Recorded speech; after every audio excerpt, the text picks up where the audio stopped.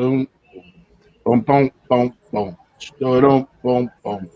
And we are live, ladies and gentlemen.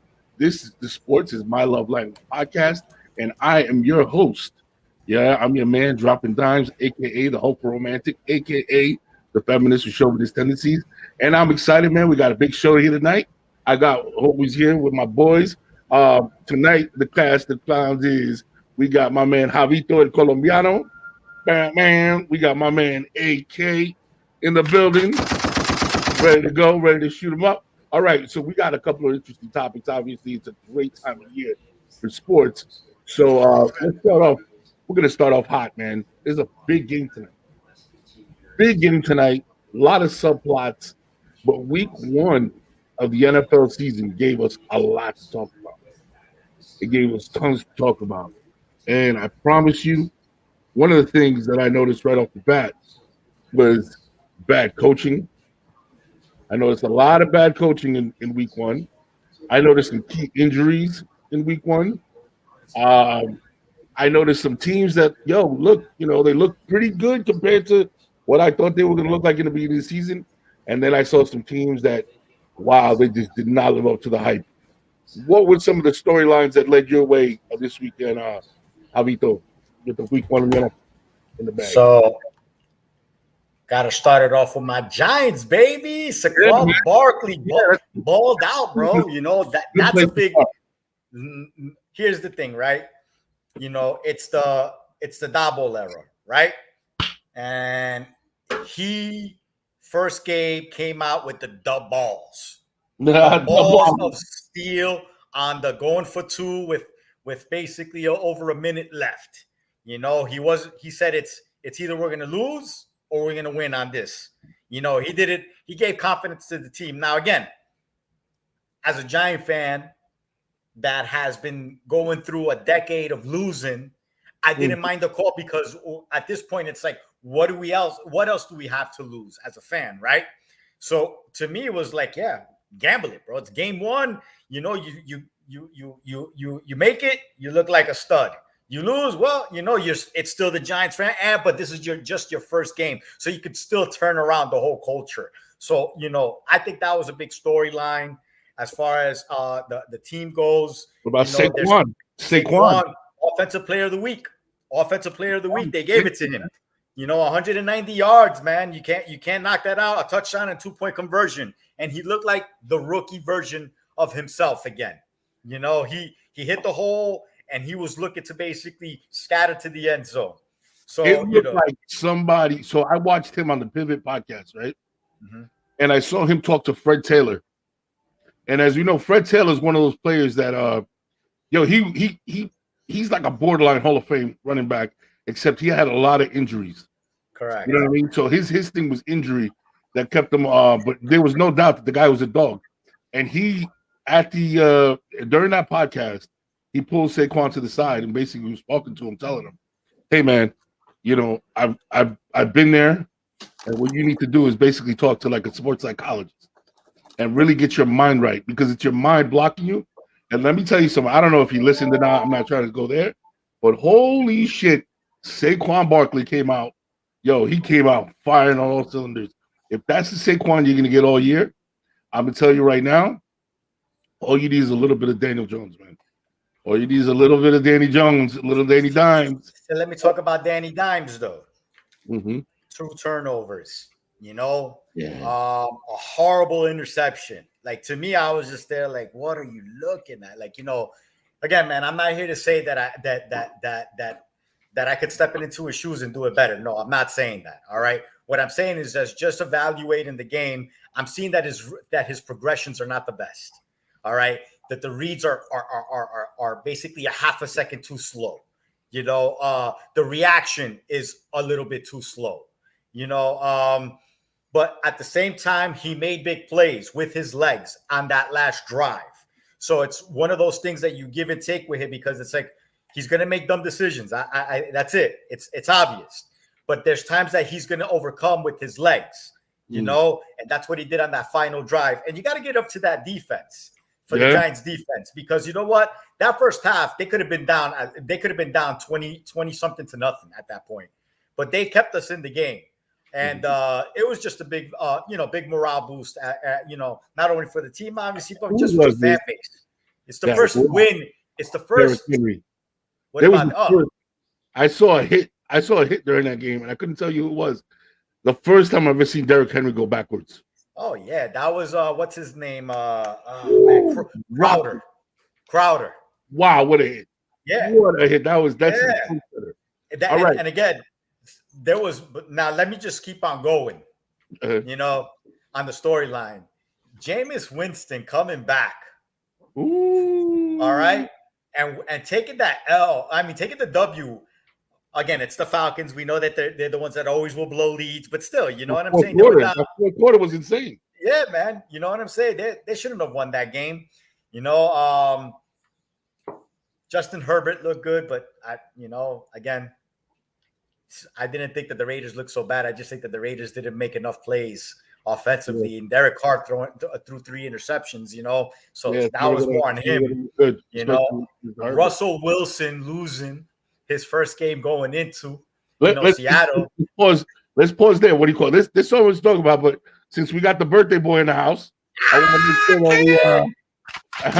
to make sure that we definitely give Philadelphia sports their time. Yo, tell us what you thought about Philly this weekend. Can you guys hear me? Okay. Yeah, we're good. Good. Perfect. All right. So I think that our defense looked horrendous. Like we jumped out to a big lead. And you could do that against Detroit, but can you do that next week against Minnesota? Can you do that against the better teams? I thought that our prevent defense was just super weak. Like maybe we went into it a little too early. I wasn't impressed. I don't think we know enough. I think the Lions are better than they were last year, but that's still not. If you're picked to win a division, sleeper, NFC champion type team, you got to do better than that. I think Jalen Hurts looks exactly like he looked last year. Like he doesn't look any better to me. And what is he going to do when he has to this worked last year against the teams that didn't have good quarterbacks, that didn't have stud defenses, and we'd win those games and he'd run for 50, 60 yards and, mix it up. I like to see Sanders get in the end zone. I thought it was a full anomaly that he didn't get a touchdown last year. Devontae Smith had 0 catches. That's on Jalen Hurts. Yeah, that's on Jalen Hurts. All that to be said, A.J. Brown is a beast. You can see what he did for us and what he didn't do for Tennessee. You guys have a threat. He's a beast. So there's aspects of the team that make me hopeful. There's also aspects of the team that make me wonder. Like I don't think Jalen Hurts has to do more. We're not going to be like passing wise. He's got to use the field, or we're not going to beat those elite teams. I think as far as quarterbacks go and just kind of the week. Obviously nothing's changed. Allen and Mahomes are the class of the NFL when it comes to that position. Props to the Giants coach. I think, going for that 2-point conversion showed some real cojones. That's not something that most people would do. And I look back to the year where we won the Super Bowl, and really it was, Peterson's second year where he was taking chances all year. So, there's stats, there's numbers, there's XYZ. That's how you win a game. Then you flip over to Denver. And I'm a big Russell, I think Russell Wilson's a fantastic quarterback. Obviously, in my opinion, first ballot Hall of Fame and still, still that good. They played it safe. They didn't go for it on 4th and 5. Even the numbers kind of dictate that you should. One of the topics was, and I got to ask both of you, one of the topics was the quarterback deferring to the coach, right? In that instance, do you think Russell Wilson being a seasoned veteran quarterback, right? Do you think he had the right, or you think he should have kind of like put the young rookie coach on pause and kind of said, no, this is my team. I'm the 5 year, I'm the vet. Let me take it to the house. Or do you think he did the right move by just, going with what the coach said? Well, let me start by apologizing for trying to squeeze 3 shows into the last 30 seconds of my speech. But what I'd say to that is apparently they had this already set up. So that makes it more difficult. Like they were talking about it all game. If they reach the 46-yard line, that's what they're going to do. They have one of the strongest legs in football. Yeah. So I think in a regular situation, he does have the pull to do that. I think in this case, this was something that was preordained. Unless he felt something at that moment, this was what was going to happen. But I'll pass that to Javi. So, I'm not too sure if Russell Wilson is that type, it always feels like he defers to the coach regardless. I never felt Russell Wilson was a leader vocally. I felt he was more of a leader just on what he shows on the field. He is, a great talent. I would have wanted to see a little bit more of him basically say, calling the timeout on his own when there was more than, above 40 seconds left to think about it. Because even if you miss that field goal at that point, the game's over regardless, right? So at least think about it. Go back to the coach and really make him think about, hey, I could get these 5 yards. And on top of that, maybe I could get more yards, because 40 seconds, you get a 5-yard completion. That shouldn't take you more than 6-7 seconds. Call another timeout to get a little bit closer. You had all 3 timeouts left at that time right now. You know what I'm saying? Peyton Manning about to lose his shit. Peyton Manning was about to lose his shit. But that's the whole thing. You paid him a ton of money, right? You're going to pay him a ton of money to keep him on the sidelines at that time. This is his homecoming. This is what, especially that first game going into Seattle. Make Seattle look bad as to why they traded him, even though he might have asked for it, but make him look bad as well. Hey, go Russ, go win this for us. Get us more yards. This is your house. You know how it is. That's the statement. And let me tell you something, Javi. You just hit the statement that I would have tried to make. I would have said in that moment, let Russ cook. This is your team. Here you go. This is the moment I give you the keys to the car, to the Ferrari. Go get it. Not only like as the coach, I would have taken the heat on it and been like, hey, listen, I'll take this one. You know what I'm saying? By making that decision, saying, yo, I gave it to Russ. I trust him because let me tell you something. If he does convert, that's a season momentum moving move. Look at the Giants. Yeah, and that's what I was gonna go. Yeah, Dable gave confidence to his team right there, right through his offense. What the coach in Denver did, he took away their confidence. 64-yard field goal, man. As strong as McManus's leg is, it's still a 64-yard field goal. So not only do your leg has to be strong, it has to be pretty damn accurate as well, man. And he's not Justin Tucker accurate. And all right, Geno Smith. Say again. And you end up fucking losing to Geno Smith. Oh, bro. How much do you guys think it matters that their division is Kansas City, the Chargers, the Raiders, as opposed to saying like they were in a division with Jacksonville and Houston, and they felt like, like they couldn't risk giving away a game? Or do you think that didn't really play into it? No, I don't think at the moment it played into it. I don't think so either.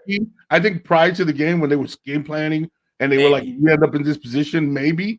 But like in the moment, I say to myself, no, I just think that it's a rookie coach playing it safe to the vest. He didn't want to pull the trigger yet. He doesn't have it in him yet to pull that trigger, to make that call. That's what I felt like about him. I just felt like he was a rookie coach that just didn't have the to pull the trigger. He's not the Chargers head coach that went for it on 4th down basically every single time. Exactly. There's some like I said, another what do you call it? He's a headline that I loved. I want to see if my man Lamar Jackson can continue to bet on himself. He didn't have huge numbers, but my man was efficient. Now again, it was against the Jets, who played like shit, whatever, but he had 3 touchdowns for over 20 yards each. Each touchdown was for plus 20. You know what I mean? So for a guy that they say he can't throw the ball, he has 3 touchdowns for plus 20. Let me tell you something. And you could tell throughout this entire game, he chose not to run the ball. There was times where he could have just booked out the pocket. He said, no, I'm going to stay here. Let me kind of like show them. And he was super efficient. 3 touchdowns for like 230, something like that. Decent 16 for like 23, nothing too crazy on that end, but very efficient. You know what I mean? And I think that Lamar was just sending a statement like, oh, I can't throw the ball? Okay, let me give you 3 real quick down the field. Bang, bang, bang. 20 plus yards, easy money. You know what I mean? So I liked seeing that from him. Tonight, we got what I would call a marquee matchup in the NFL, man. We have It's two elite quarterbacks, it's stars showtime. all over there's stars all over the It's field. showtime, bro. AFC West. Every single game, any game for the AFC West teams, it's going to be showtime, bro. That's it. You Khalil know, Mack, we got Bosa on one side, Derwin James. We got freaking on the other hand, Kelsey. We're what do you call it? We got the new wide receivers, Juju Smith Schuster and what do you call it? Is it Comedian St. Brown? Is it the other one? I don't remember. What do you call it? We got Patrick Mahomes, we got Herbert. I'm gonna say this. My take on tonight's game, I'll give you the score at the end of the game. I mean at the end of the podcast, we'll put our scores up. But I'm gonna say that I think this needs to be a statement game for Justin Herbert.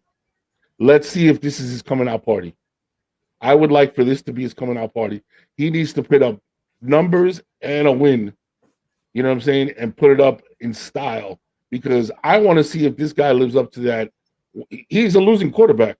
I don't think people really understand that. I know wins and losses aren't all on the quarterback, but he's not a winning quarterback. So I want to see him with a signature win against what do you call it, a rival, what do you call it, on a big stage like tonight.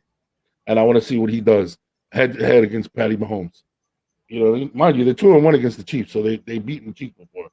But I would like to see it tonight. I want to see what he has to offer. All weapons blazing. What do you guys think about that matchup tonight? go ahead, AK. I mean, I think it's, to your point, it's one of the better matchups you can make in the league, and it's a rivalry game, right? So I think that Justin Herbert is fantastic. I think he's a little bit, they crowned him already. I think he's got to put some more work in before I put him to that level. But yeah, this should be a lot of fun, and that team is really good. So I'm curious to see it. I think the best matchup is that Chargers, secondary against Patrick Mahomes and those new receivers. So I don't expect Hilaire to go for 2 touchdowns every game. I don't expect him to run for 100 on this Chargers front line. So I think the biggest matchup is going to be Mahomes in that secondary of the Chargers. I think it'll be an over. There's going to be a lot of points scored, I suspect. But I think, to your point, I think it could be a lot of fun. And I think we've been lucky the last few years when we've gotten some marquee matchups. They've tend to live up to the hype. So I'm looking forward to this matchup just from a point scored perspective and watching the quarterbacks. And I have an extra eye on Mahomes all year because all of a sudden people act like he's not the best quarterback anymore. Isn't that crazy how he fell off without throwing a pass? All of a sudden he drops to like 2 and 3. Sometimes it's ridiculous. The guy's made the Super Bowl half of his years in the league. It's insane. I'm watching one matchup. There's one matchup that I always watch when I watch this game, and it's Derwin James one-on-one covering Kelsey. He always plays them really well, and I think that this game they're really gonna miss Tyreek Hill because what Tyreek did was Tyreek made the safeties play honest. They had to be honest. They had to stay deep, and it allowed Kelsey to play the middle, go over the middle. Catch a lot of balls. In that 7 to 10 yard range, even 7 to 15, and because he would blow the top off the defense. And now they don't have that. They have 2 guys. I guess they're good receivers.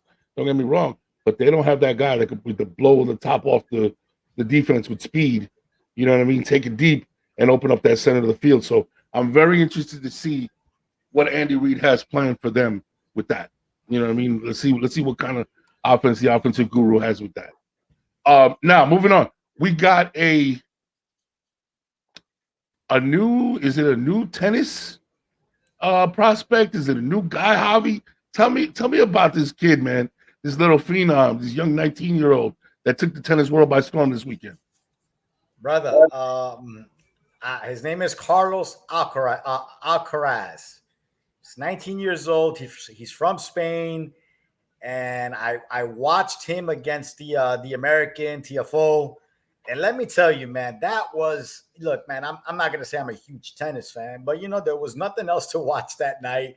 So I just decided to turn on the game onto ESPN, and I was just like amazed at how strong his backhand was and hitting the lines, making Tiafoe go from side to side so much that I was just there like, this reminded me of Agassi with power, because that was Andre's Agassi thing, going from side to side, just wearing you out, but this time with power.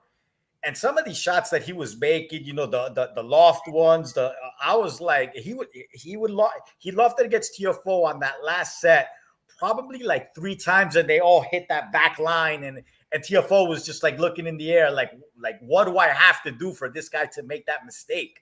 So that was the game that I watched, the tennis match that I watched. But then I watched the final a bit, and he went against the Norwegian Ruud, who was favored at that time in a way, which I didn't know why, because Alcaraz I think it was ranked a little bit higher at that time.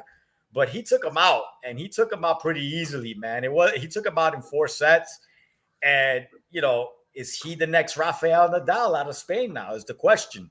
So it was just props to him. When they interviewed him, very, very humble kid, talking very gently, just, loving the fans, loving the atmosphere in New York. So, big ups to Spain, and looks like their new prodigy, man, because he looks like he's going to be there for a long time. He's 19 years old, and he's got his first Grand Slam right then and there, man. So congratulations to him, man. Yeah, 19 years old, man. Let me tell you something. I always feel like I lose interest because there's no American. You know what I'm saying? Like, I hate to say that. This is one sport where if there's not an American standout, I rarely pay attention to it. But the fact that this kid caught my attention says that he has some kind of star power, because very rarely, like I said, think about it. You have like a Federer, you have a Nadal, you have Joker, you have all these guys that are like phenomenal. I read a stat that said in the last 20-something years, each of those players has won 20 major championships. 20, right?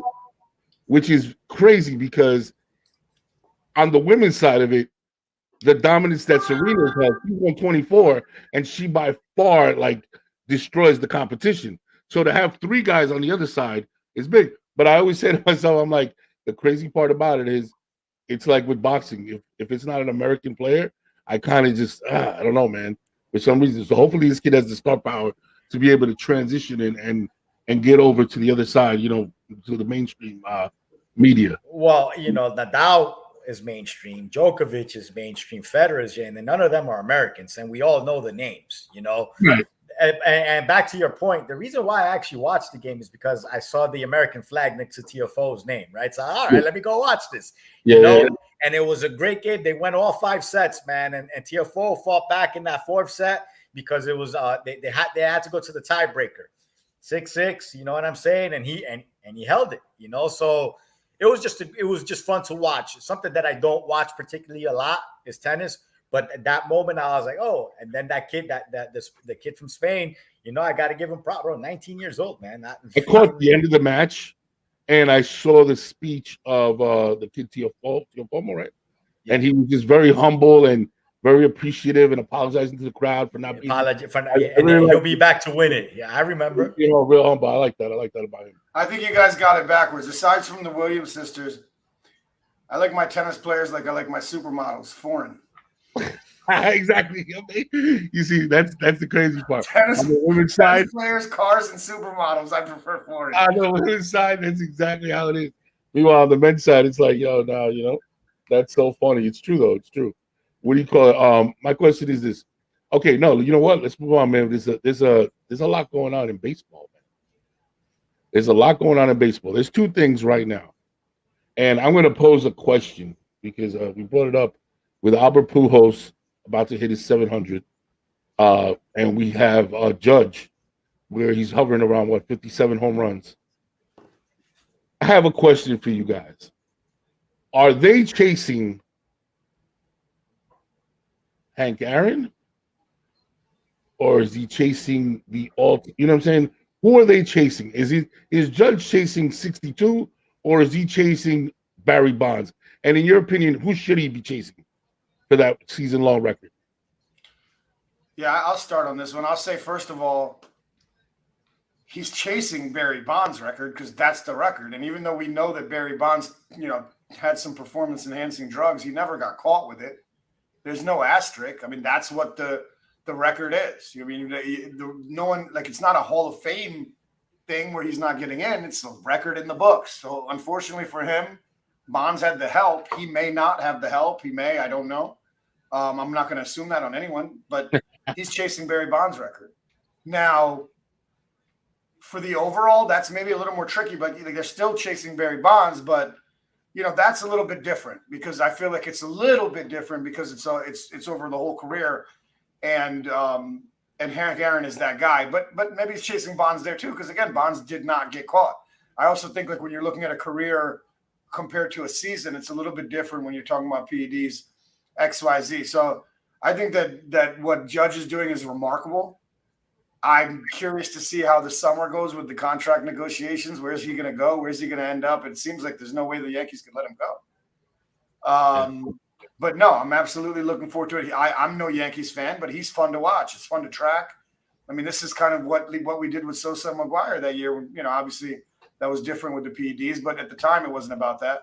So where I usually love to see the Yankees fail, I have no issues if he gets it, if he wins, if he breaks the record. He seems like a decent enough guy, and he obviously works his tail off. So I'll say that they're chasing Bonds, but of course, who should they be chasing? It's not fair that Bonds had PEDs.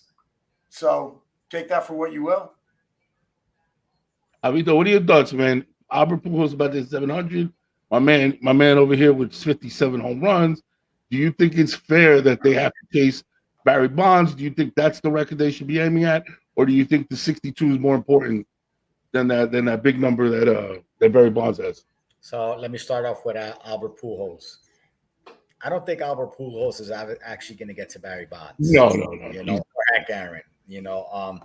At this point, he is as the Latino with the most home runs ever now. Yep. So as a Latino baseball player, he owns that record. He just beat Alex Rodriguez by 1. So he's at 697 right now.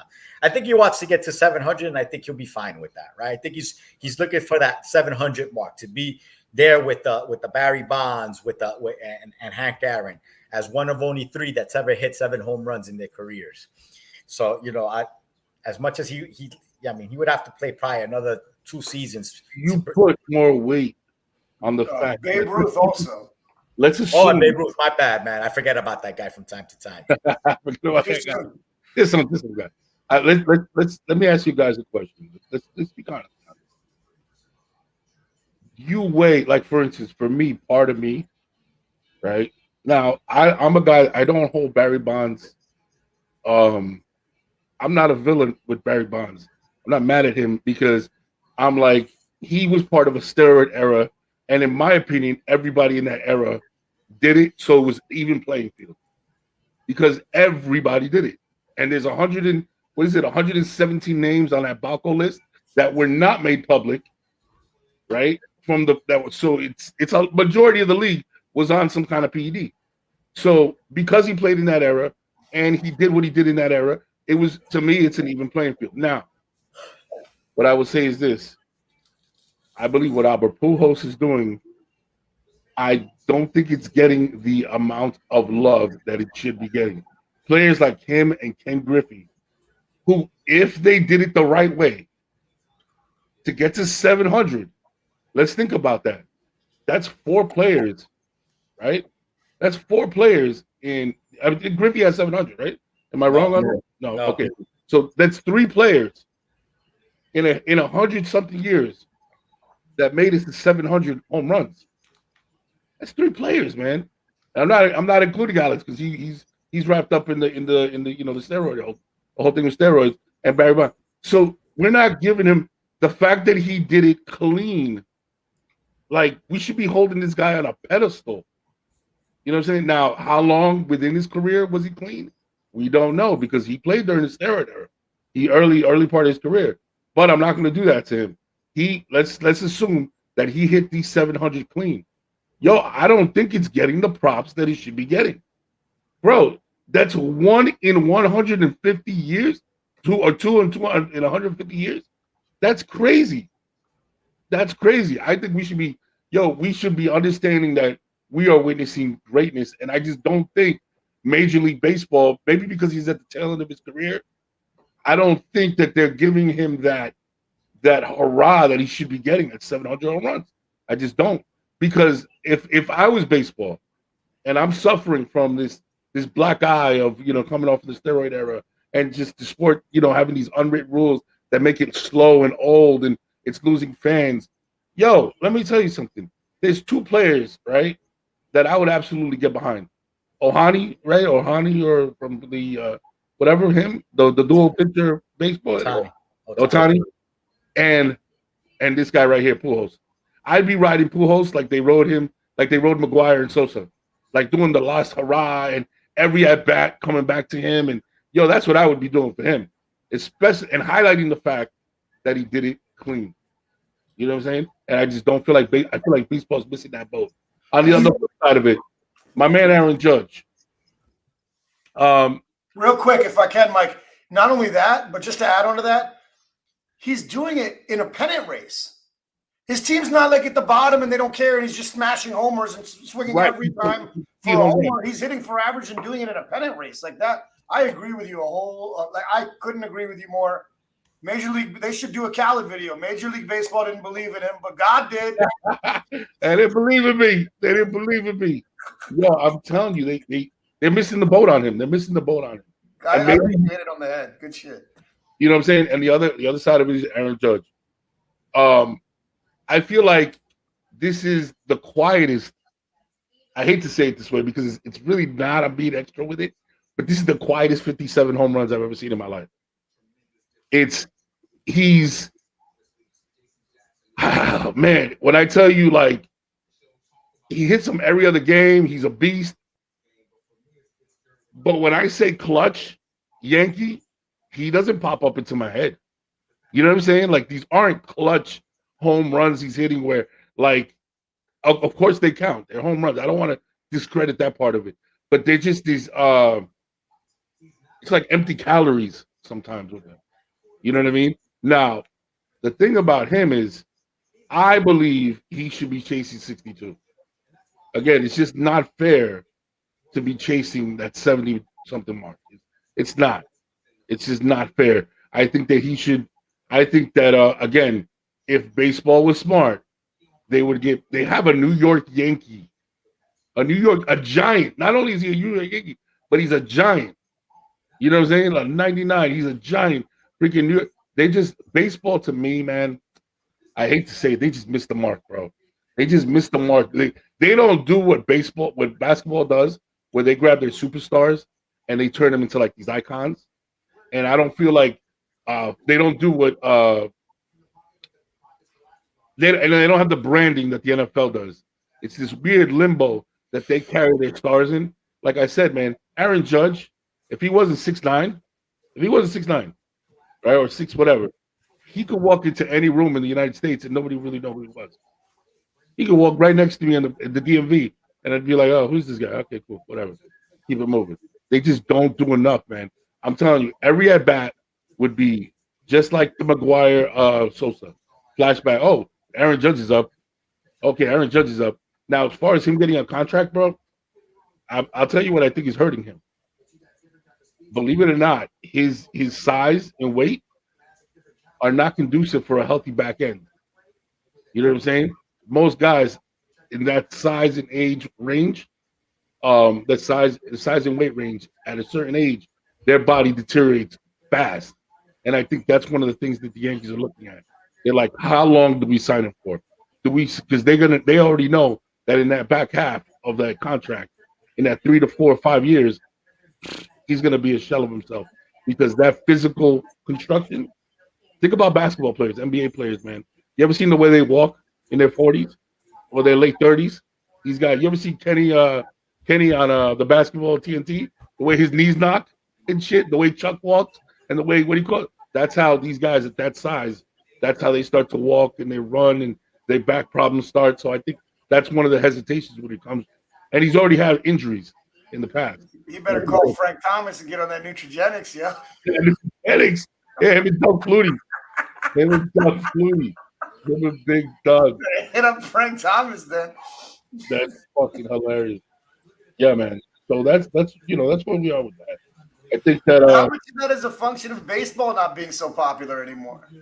Like maybe there was more emphasis with Sosa and with McGuire because baseball was more popular then.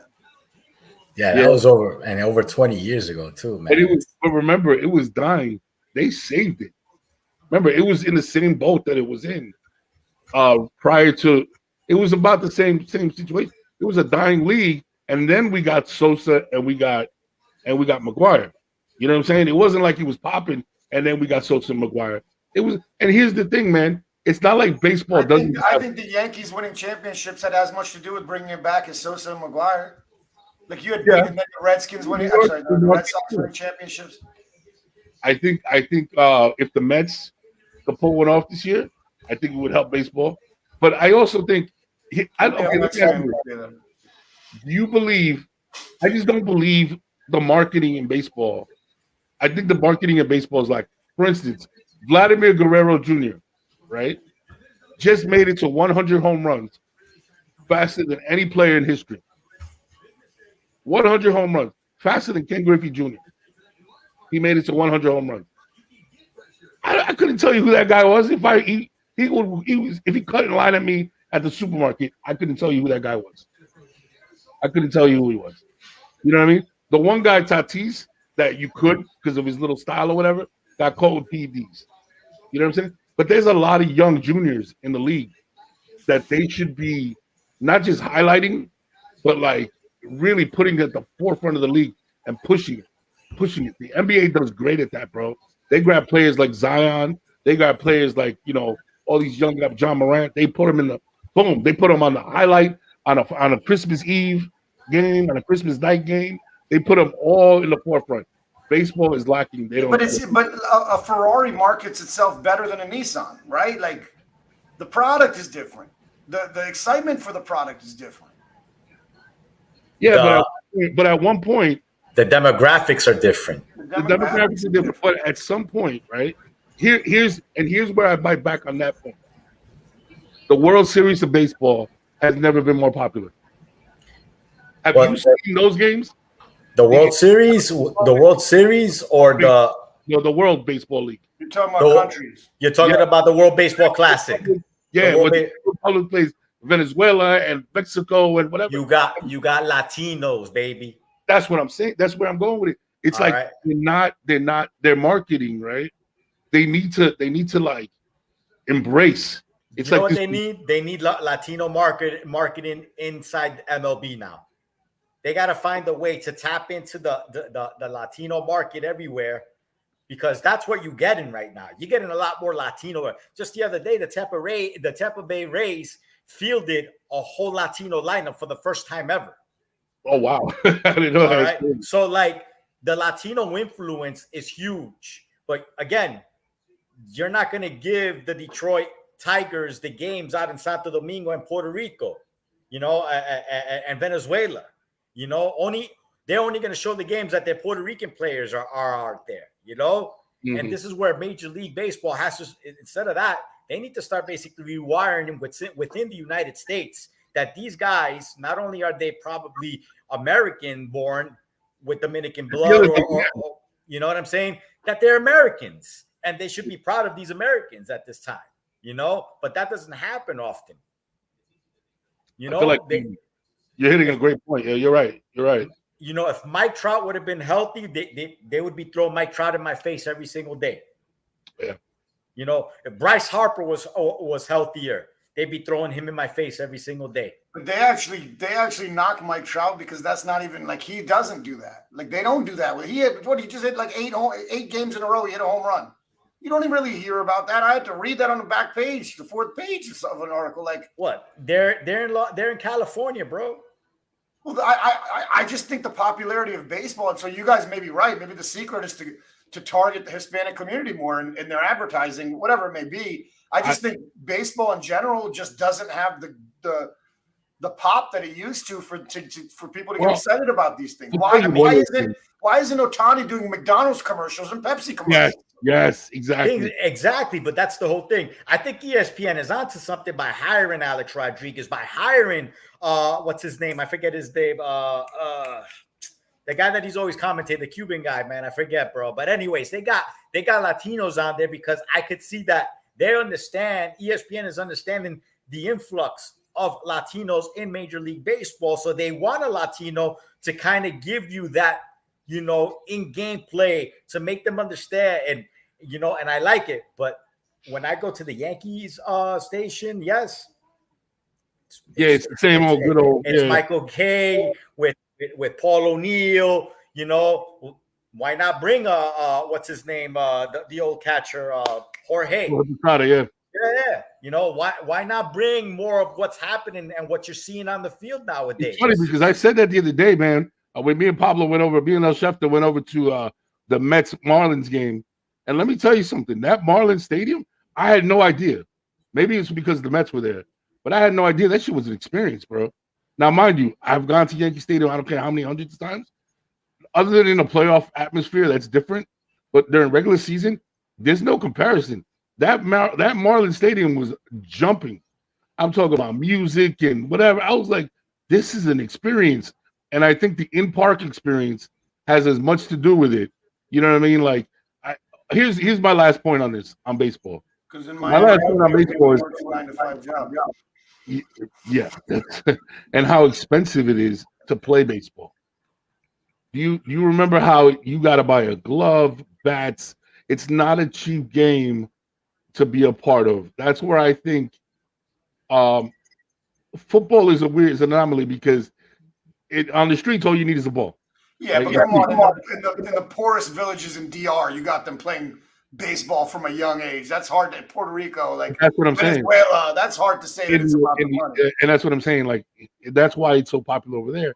But in the United States, you show up. Okay, show up with a milk carton glove to the park and see what happens. You know what I'm saying? Here you can't do that. That's what I'm saying. Like in the United States, it almost requires money to be able to play baseball with your friends. You know what I'm saying? Have a glove, have a bat, have some equipment and stuff like that. Where in other countries they improvise and they're like, we don't give a shit about that. You know what I mean? So I don't know. There's a lot to say about it. There's a lot to talk about it. Maybe we could maybe take an even deeper dive at some point to understand why. Because I remember when baseball was king. I remember that. I'm not old enough. I don't think we have enough Latinos on this show to give a proper perspective. Yeah. Yeah, right. We need I don't. First of all, 2 out of 3 isn't good enough. I'm going to baseball anyway, bro. I've never been so bad at a sport in my life, bro. I can't even, whatever. But all right, what do you call it? Okay, I want to hear some football this weekend, college. Okay, guys, there's some shitty college games, bro. Like you want to talk about like, I would like to sit down with the schedule makers for college and be like, at least could you coordinate that you don't have all the shitty games on one weekend? This weekend there's two marquee games, and one of them got a little bit of the luster knocked off of it last week. One of them is Miami versus Texas A&M. And Texas A&M got smacked by a school last week by, I think it's Georgia Southern. Appalachian State, which is, they're the giant knocker, by Appalachian State. So it knocked a little bit of the luster of what could have been a top 10, top 15 teams playing this weekend. Instead, now Texas A&M is in the top 25, and we have the Miami Hurricanes. The other game is Auburn versus somebody looked that up for me. Auburn versus Penn State. Auburn versus Penn State. So those are the two marquee games this weekend. I'm going to give you. I'll drop my 5-game parlay for the week, but these two games, I'm going to go Miami beating that archaic Jimbo Fisher offense because I don't think he can do enough to change the play calling in 1 week. Now, he has the talent. He has, he has the players, but his play calling, I don't know, man. He hasn't changed with the times. Sweep, he's still running sweeps. He's still running screens, small screens. Oh, that's not going to cut it, man. Not in this league. Not with the amount of speed against the defense he's facing. Now, what I'm interested to see is coming off of such a letdown, do they come riding an emotional high, playing their best football? I don't know. I'm gonna say this. I'm gonna rock with my Hurricanes this weekend.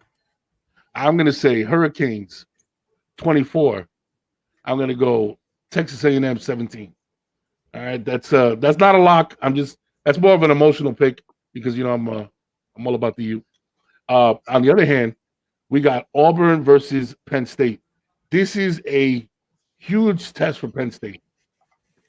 I don't think they have enough to beat a in a hostile environment to beat an Auburn. I don't think Auburn's that great, but I don't think Penn State is that great.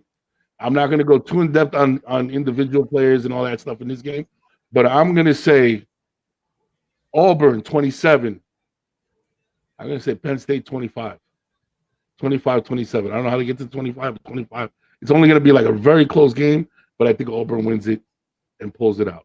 And after that, if you want to see my other 3-game picks, I'm probably going to pick some kind of like I might pick the Jackson State game. I'm not sure yet.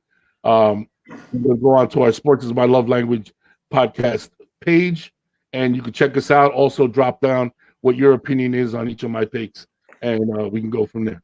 All right, guys. Penn State got a big quarterback problem. Yes, Big quarterback problem. Yes, they do. Besides that, they're a good team. Yes, they do. They do got a good quarterback. They have wide receivers. They have a running back. Their defensive line is a little suspect, but they have enough. How about this? They have enough to be in the top 4 teams in the Big Ten. Not with that quarterback.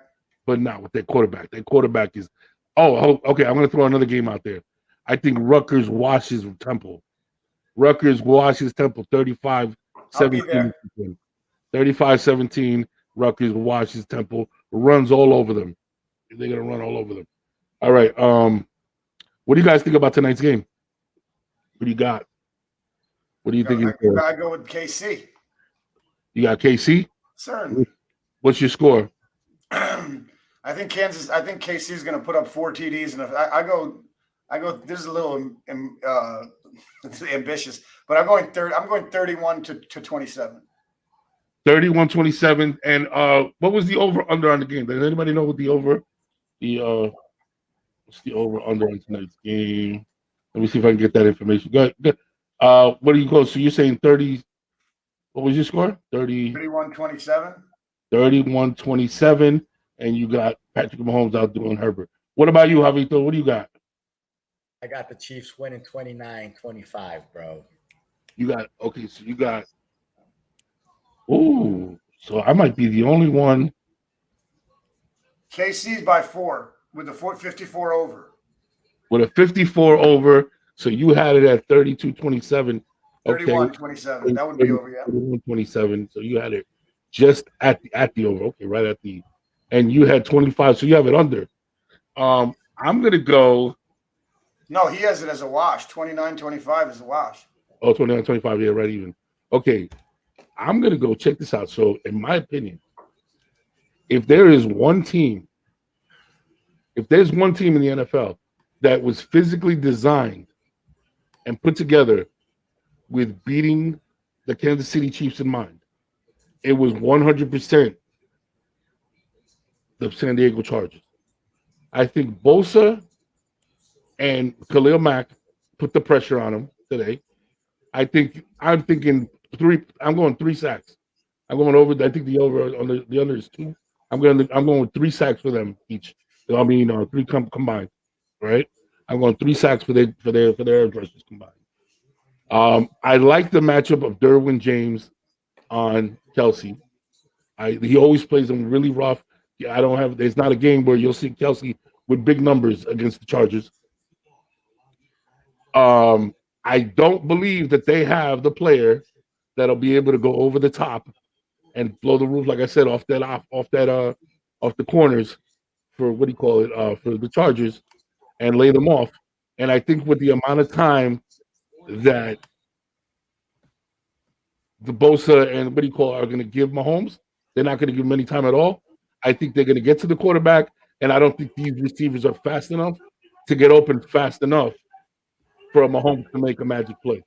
So I'm going to go Chargers 34. Kansas City Chiefs, 31. 34-31 Chargers. And I believe Pablo gave us his pick. Schefter had given us his pick. His pick was he Chiefs said 27, Chargers 21. Chiefs 27, Chargers 21. So we got. I'm going against the grain. I got three guys with the what do you call it?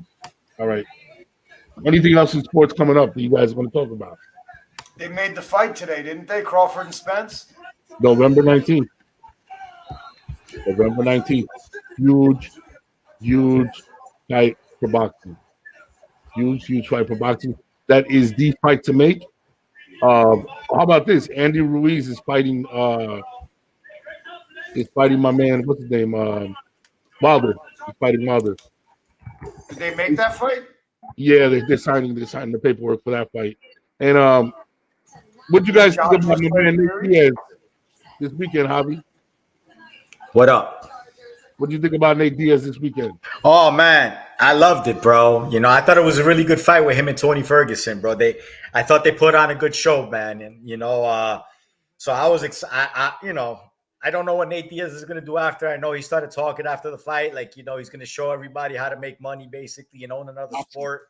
You know, I mean, whatever. You know what I'm saying? I wish he would still stay in the UFC because he's still entertaining.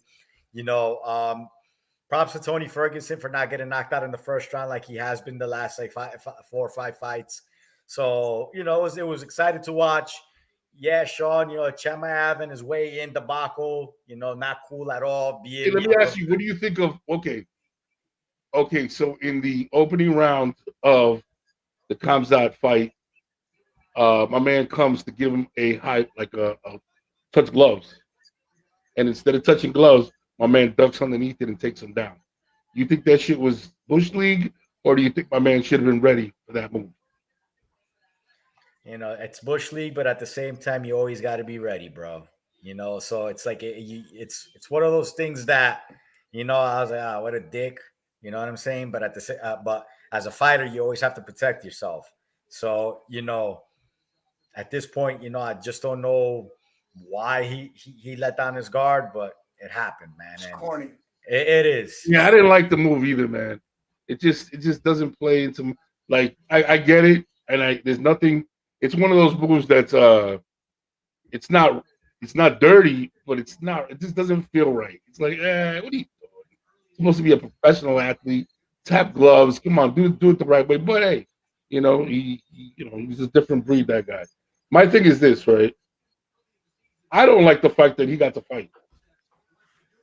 I don't like the fact that he got to fight. My man missed weight by 8 pounds. Now, there is a big conspiracy saying that the actual initial pay-per-view didn't sell, so they had to reshuffle the cards. You know what I'm saying? Because people just didn't like the matchup between him and Nate Diaz. So they reshuffled the cards. I personally think you miss weight, especially the way he did, in such an egregious way. Like, he just didn't give a fuck. 8 pounds is crazy. You know what I'm saying? You miss it by 0.5. You miss it by a pound. Okay, you know, you miscalculated something in your diet. Something went wrong. Okay, cool. Then your weight cut. But 8 pounds is like, I didn't give a fuck. And if you don't give a fuck, why are you still allowed? Why are you still allowed to make money? You see, this is why I wish the commission, the Nevada Athletic Commission, was able to step in and be like, "Oh, no, you're out.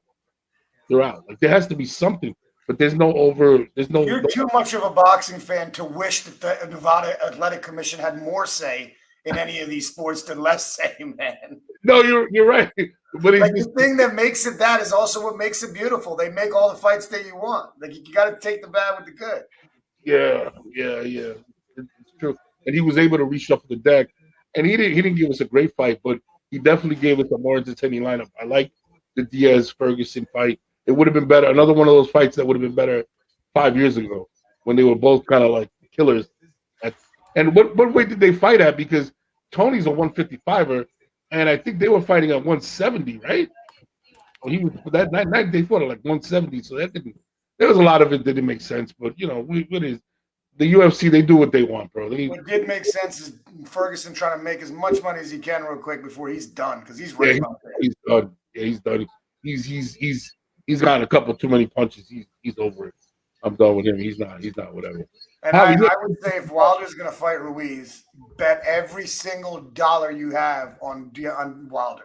Ruiz is going to get smashed in that fight, and they're gonna do a build up as if Ruiz has a chance, the real legit chance. And dude, he's not good enough to beat the top people. Here's the thing: he beat Anthony Joshua. He just beat King Kong Ortiz. Here's the thing about Andy Ruiz. Andy Ruiz has the skill set to beat anybody if the right mindset of Andy Ruiz shows up. If the Andy Ruiz that's going to move his head and move and use the quickness that God did give him, he could beat a Deontay Wilder. But here's what's going to happen. All Deontay Wilder has to do is hit him one time. Yeah, he's going to get smashed. I don't agree with that. I think think he'll hit him one time. He's going to knock him out cold. I believe that. I believe Andy Ruiz is a skilled fighter, man. He just does not have the head movement to get out of it because he gets punched. He gets hit. He got hit against King Kong Ruiz. He got hit against Anthony Joshua. He does get punched. The problem is when you get punched against Deontay Wilder, you go the fuck to sleep. You know what I'm saying? So that's one of those things they're going to promote as if it's a fair fight, but it ain't. How about this weekend? Canelo versus Golovkin. Let's go Triple G. I think this is the most fullest shit fight I've ever seen in my life, bro. And I'll tell you why. You think Canelo's going to kill him? Canelo's going to wash him, bro. This guy's 41 years old. He's going to wash him. And you know what he was waiting on? What Canelo was waiting on? Canelo was waiting on Father Time. Yeah. That's all he was waiting on for the trilogy. He was waiting on Father Time to take its effect. See, this isn't a Floyd Mayweather 40-year-old. This is a Golovkin 40-year-old that's going to get what? Mind you, I'm going to tell you right now, and he's coming off of nasty loss. So he has that. This was the perfectly handpicked fight. It's going to be the trilogy, and it's going to be a stone cold knockout. I'm calling the knockout in the 7th round, where he just knocks him out into a new dimension. That's how bad it's going to be for Golovkin. He's slower. He's missed a step. Even in the fight he won the other day, he didn't look all that great. You know what I'm saying? You see the age catching up to him. It reminds me of when Andre Ward fought, was it Kovalev? When he fought Kovalev the second time. No, my bad. When Canelo fought Kovalev, you saw the age. You saw the age in Kovalev. I was like, yeah, that's what he did with. Yeah, it reminds me of when Marciano fought Joe Louis. Yes, that old ass Joe Louis, right? Exactly. I remember watching that in my past life. You watched it coming up, huh? Yeah, he's washed. He's done. I don't see it. All right, guys. With that, we got the game coming up in a few. Okay, ladies and gentlemen, I want to thank everybody for showing up tonight, stopping in, giving us your comments. Sean, Ruby, thank you. Gio, my man, always dropping in, giving us. If you like what you hear, share, like, let us know, comment. Man, Mark Twain said it best. He says, the 2 most important days of your life are the day you were born and the day you discover why. Ladies and gentlemen, this is the Sports is My Love Language podcast. I'm your boy Dropping Dimes, a.k.a. the Hopeful Romantic, a.k.a. the Feminist with Chauvinist Tendency. And I got my man Javito El Colombiano, a.k.a. my man A.K. Brat. Shout out to Wu-Tang, Nas, and Busta Rhymes for putting on a fantastic show, too. Wu-Tang forever. With Redman and Method Man showing up at the show in Newark Tuesday. So shout out to them. Good time. It was fantastic. And I said the best 2 days of your life are the days you buy your boat and the day you sell it. The day you buy your boat and the day you sell it. Well, ladies and gentlemen, like I said, shout out to Major Money, shout out to Mr. Official, shout out to Jennifer, and everybody else that joins us along and makes this possible. Ladies and gentlemen, enjoy the football game. We are out of here. Take it easy, people.